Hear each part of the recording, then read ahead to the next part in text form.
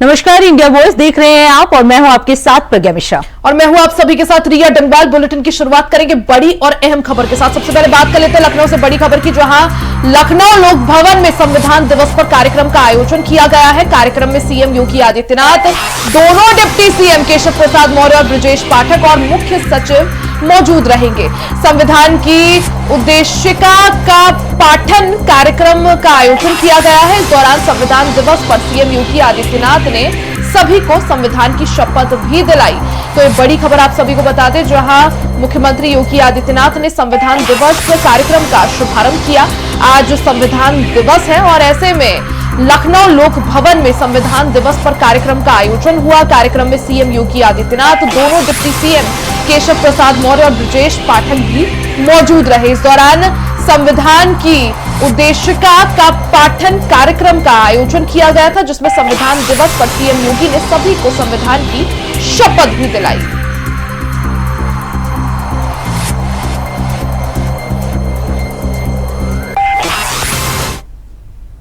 बात कर लेते हैं अगली खबर की। लखनऊ से इस वक्त की बड़ी खबर, समाजवादी पार्टी प्रतिनिधि मंडल आज संभल जाएगा। 12 सदस्यों का प्रतिनिधि मंडल आज संभल पहुंचेगा। अखिलेश यादव के निर्देश पर संभल जाएगा प्रतिनिधि मंडल। बता दें, संविधान नेता प्रतिपक्ष माता प्रसाद पांडे की अगुवाई में ये प्रतिनिधि मंडल वहां पहुंचेगा। वहीं सपा का प्रतिनिधि मंडल संभल की घटना का जायजा भी लेगा। संभल बवाल की रिपोर्ट तैयार कर प्रतिनिधि मंडल को सौंपा जाएगा। तो ये बड़ी जानकारी, बड़ी अपडेट आपको बता दें कि आज सपा का प्रतिनिधि मंडल जो है वो आज संभल जाएगा। 12 सदस्यों का ये प्रतिनिधि मंडल जो है वो संभल पहुंचेगा। अखिलेश यादव के निर्देश पर ये संभल जाएंगे। वहीं आपको बता दें, विधानसभा नेता प्रतिपक्ष माता प्रसाद पांडे भी इसकी अगुवाई करेंगे। तो सपा का प्रतिनिधि मंडल आज संभल की घटना का जायजा लेगा, उससे रिपोर्ट तैयार कर प्रतिनिधि मंडल को सौंपा जाएगा। तो आज संभल बवाल की रिपोर्ट को तैयार करेगा प्रतिनिधि मंडल। आज संभल जाएगा 12 सदस्यों का प्रतिनिधि मंडल। सपा प्रमुख अखिलेश यादव के निर्देश के आधार पर सभी 12 सदस्य जो हैं वो आज संभल पहुंचेंगे। संभल में हुए बवाल को लेकर रिपोर्ट पेश की जाएगी, उस पर चर्चा की जाएगी। इसी को लेकर आज पूरा जो 12 सदस्यों का प्रतिनिधि मंडल है वो संभल पहुंचने वाला है। वहीं विधानसभा नेता प्रतिपक्ष माता प्रसाद पांडे जो है इसकी अगुवाई करेंगे। तो आज सपा का प्रतिनिधि मंडल जो है वो संभल पहुंच घटना का जायजा लेगा। साथ ही संभल बवाल की रिपोर्ट तैयार कर प्रतिनिधि मंडल को सौंपा जाएगा।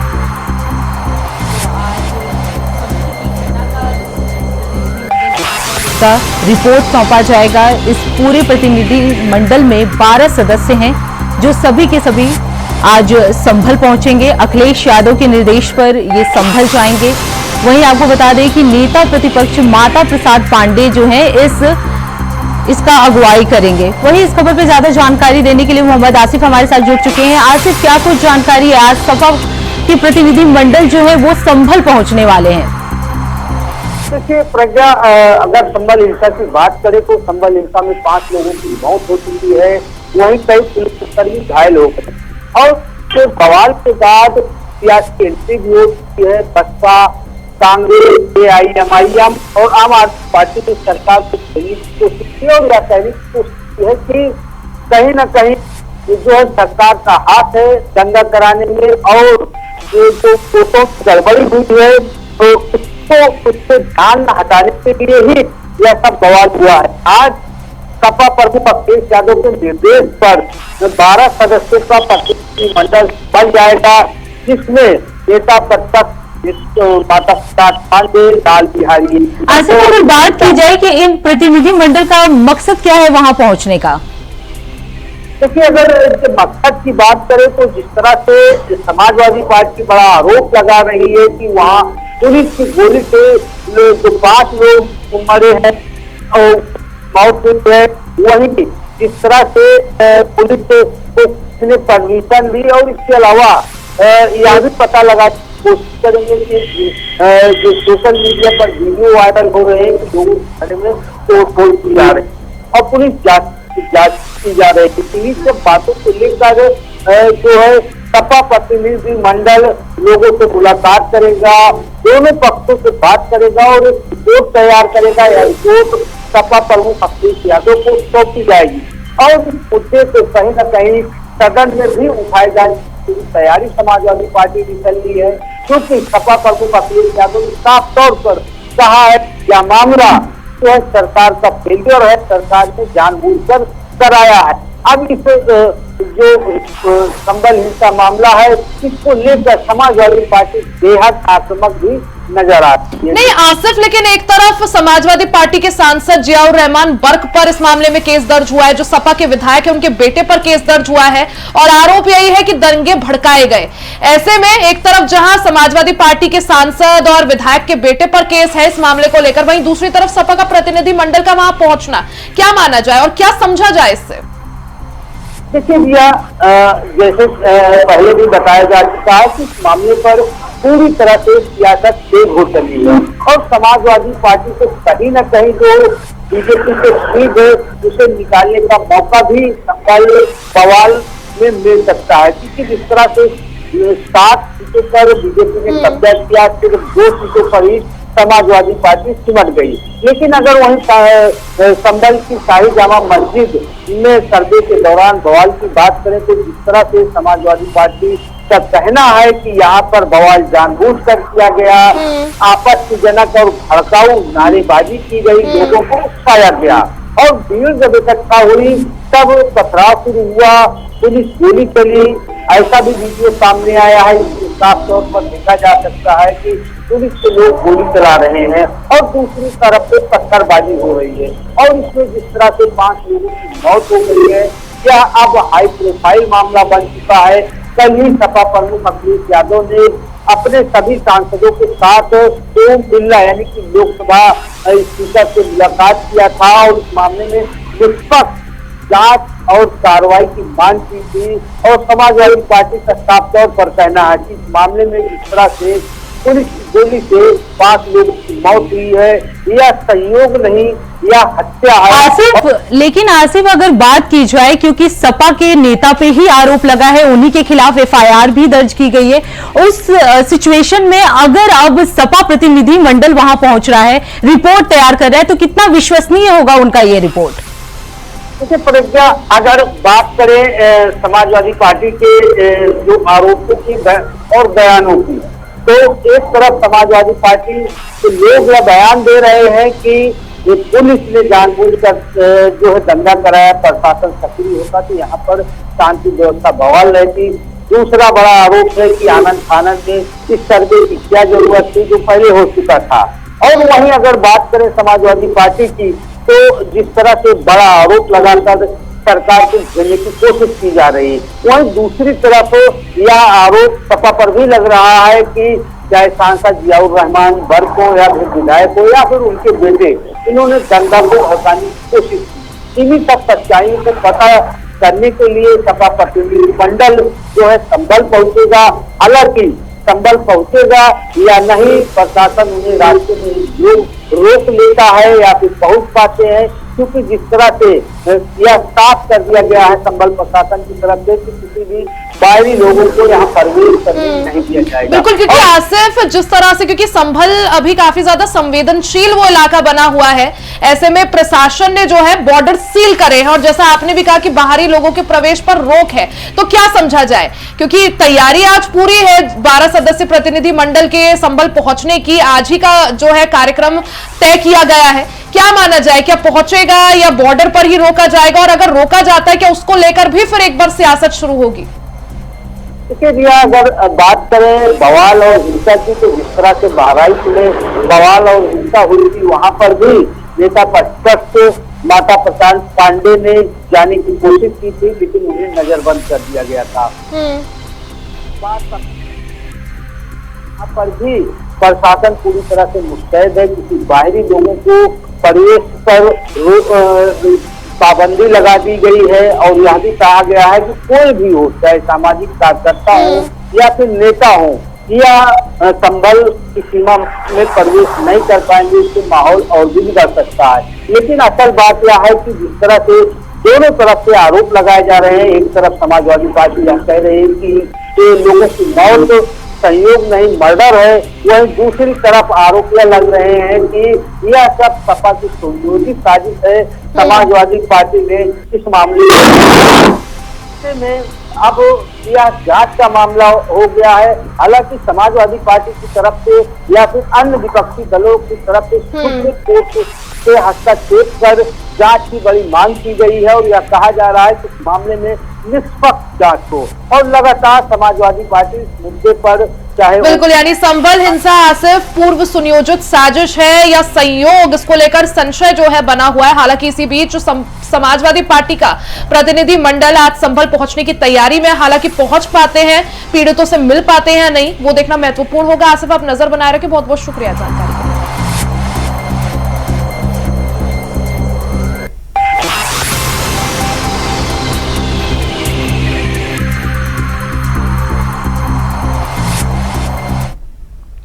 खबरों में आगे बढ़ते खबर लखनऊ से है, जहां संभल हिंसा को लेकर सपा मुखिया अखिलेश यादव ने लोकसभा स्पीकर ओम बिरला से मुलाकात की है। उन्होंने लोकसभा स्पीकर से बात कर मामले में जांच की मांग की है। इस दौरान अखिलेश यादव के साथ समाजवादी पार्टी के सभी सांसद भी मौजूद रहे। तो तस्वीरें आप देख सकते हैं, यहाँ पर समाजवादी पार्टी के मुखिया अखिलेश यादव लोकसभा स्पीकर ओम बिरला से मिलने पहुंचे। उनके साथ तस्वीर में आप संभल के सांसद जियाउर रहमान को भी देख सकते हैं, फैजाबाद से सांसद अवधेश प्रसाद को भी देख सकते हैं। तो समाजवादी पार्टी के तमाम दिग्गजों ने लोकसभा स्पीकर ओम बिरला से मुलाकात की और संभल के मामले में निष्पक्ष जांच के आदेश देने की मांग की है। तो खबर लखनऊ से है, जहां संभल हिंसा को लेकर समाजवादी पार्टी काफी ज्यादा एक्टिव नजर आ रही है। इस मामले को लेकर राजनीति भी गरमाई हुई है। इसी संबंध में अखिलेश यादव ने अपने दिग्गज सांसदों के साथ मिलकर लोकसभा स्पीकर से मुलाकात की।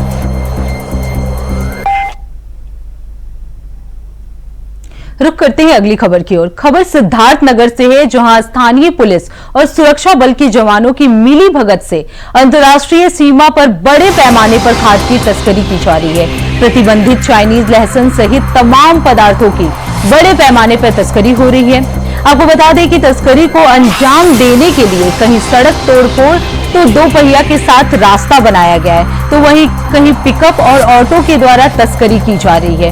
साथ ही मुख्य रास्ते से हटकर पुलिस और सुरक्षा बल के जवानों के आंखों के सामने लगातार हैंडलर गुजर रहे हैं। ग्रामीणों के अनुसार आपत्ति करने वालों का पुलिस और सुरक्षा बल के जवान उत्पीड़न करते रहते हैं। सूत्रों के मुताबिक पुलिस और सुरक्षा बल एजेंसियों से तस्करी के लिए लाइन मिलती है, जिसके लिए खुनवा बॉर्डर के पास गुजरौलिया सहित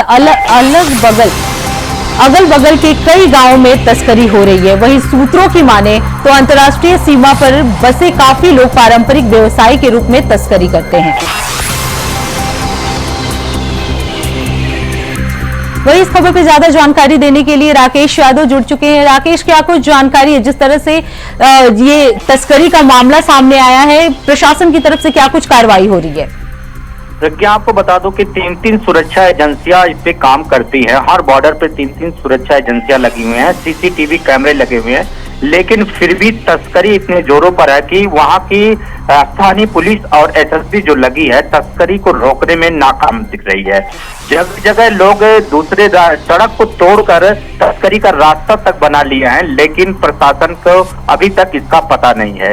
और जिस तरह से चाइनीज लहसुन और ये डली हुआ, चीनी हुआ, चावल हुआ, इस तरह से तस्करी कर रहे हैं लोग, लेकिन जो बॉर्डर की सुरक्षा एजेंसियां हैं उन पे सवालिया निशान खड़े होते हैं, लेकिन अभी तक किसी तस्कर के ऊपर कार्रवाई तक नहीं होती है।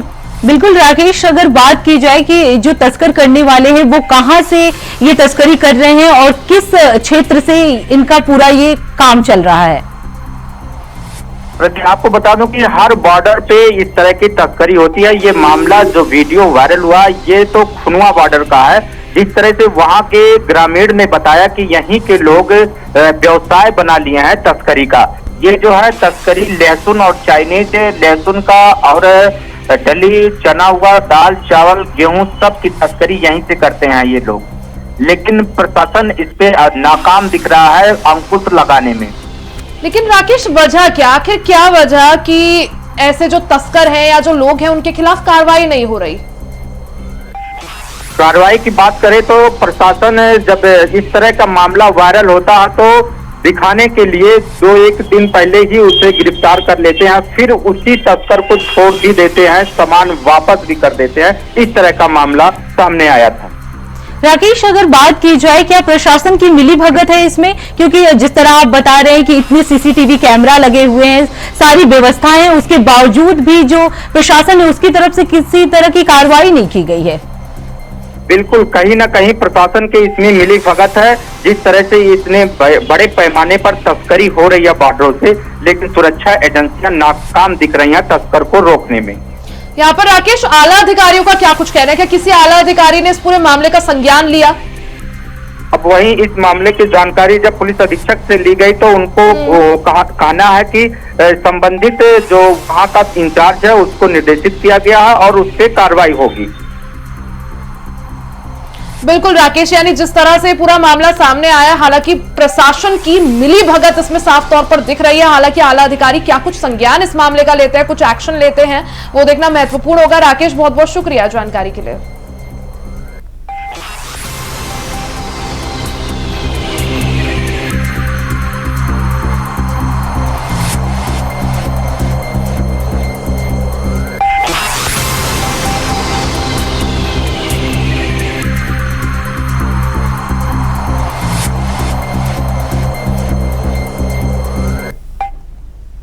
खबरों में आगे बढ़ते खबर रायबरेली से आप तक पहुंचाते हैं, जहां रायबरेली में दर्दनाक सड़क हादसा हो गया। दुर्घटना में एक की मौत हो गई है जबकि 6 लोग गंभीर रूप से घायल हैं। घटना तब हुई जब शादी समारोह से लौट रहे लोगों का ऑटो ट्रक से आमने सामने टक्कर हो गई। टक्कर में ऑटो के परखच्चे उड़ गए। मामला शहर कोतवाली क्षेत्र के राजघाट पुल के पास का है।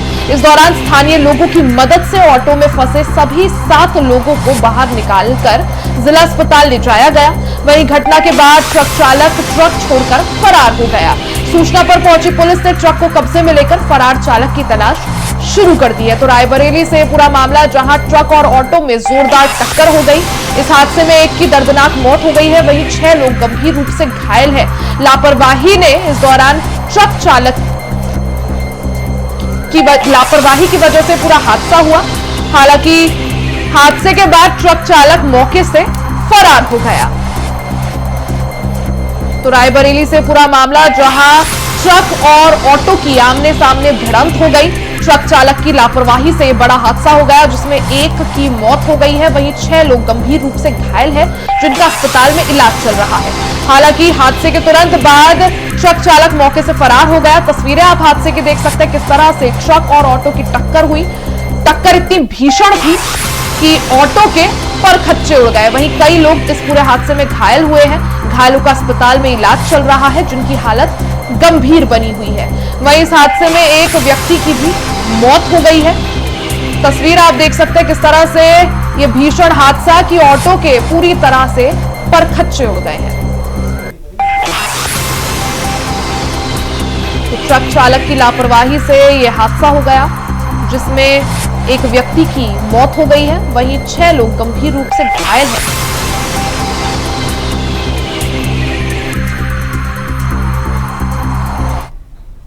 तो सीधे आपको ले चलते हैं लखनऊ, जहां सीएम योगी आदित्यनाथ लाइव आ रहे हैं। क्या कुछ कह रहे हैं, चलिए आपको सुनाते हैं। और नोटिफिकेशन जारी करवाने के बाद 26 नवंबर 2015 से संविधान दिवस का एक कार्यक्रम इस भव्यता के साथ पूरे देश के अंदर आयोजित हो रहा है। यह हमारा सौभाग्य है कि उत्तर प्रदेश में विधानसभा और विधान परिषद में हम लोगों ने नागरिक कर्तव्यों को लेकर के इस पे एक डिबेट भी करवाई थी।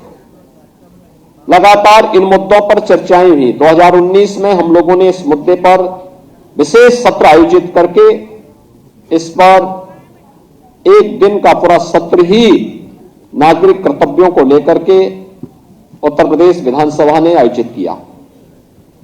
महत्वपूर्ण यह है कि भारत का संविधान हमें अधिकार देता है, और कितना बड़ी बात है कि भारत के हर जाति मत मजहब के लोगों को, जो भारत का नागरिक है, उस हर वयस्क मतदाता को भारत के संविधान ने समान मताधिकार की शक्ति दी है। याद करना, दुनिया के तमाम ऐसे देश हैं जो अपने आप को आधुनिक लोकतंत्र का जनक मानते हैं, उनके यहां जाति खेमे में बटे हुए लोग थे। वे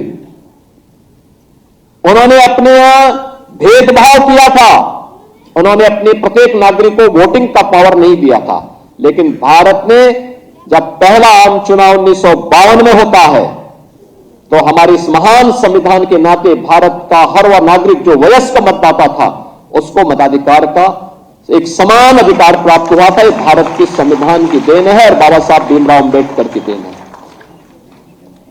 याद रखना, दुनिया के अंदर आधुनिक लोकतंत्र के जनक कहे जाने वाले,